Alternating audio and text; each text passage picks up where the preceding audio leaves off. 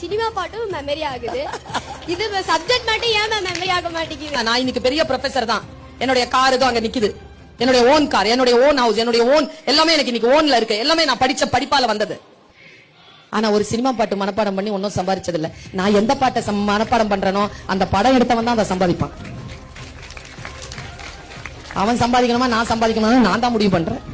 என்னுடைய மாச சம்பளம் யூஜிசி ஸ்கேல் 1,65,000 ரூபாய் மட்டும் கையில வரும் மாசத்துக்கு. 2 ஹவர் தான் class. 12 CL, 15 ML, 20 EL, private affairs, அப்புறமா செமஸ்டர் ஹாலிடேஸ்லாம் பார்த்தோம்னா ரொம்ப குறைஞ்ச நாள் தான் வேலை. எது சினிமா பாட்டு மனப்பாடம் பண்ணி கிடைச்ச வேலை இல்ல, பாட மனப்பாடம் பண்ணி கிடைச்ச வேலை. இப்ப நான் அனுபவிக்கிறேன். நீ இப்ப சில விஷயங்களுக்கு நோ சொல்லு, புரியுதா?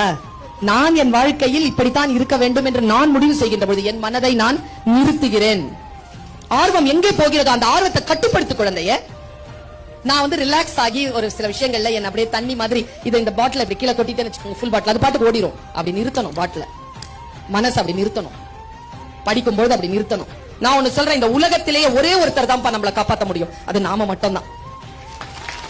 நான் சொல்றதெல்லாம் கூட கரைஞ்சு போயிடும். உன்னை நீ தான் காப்பாத்திக்கணும்.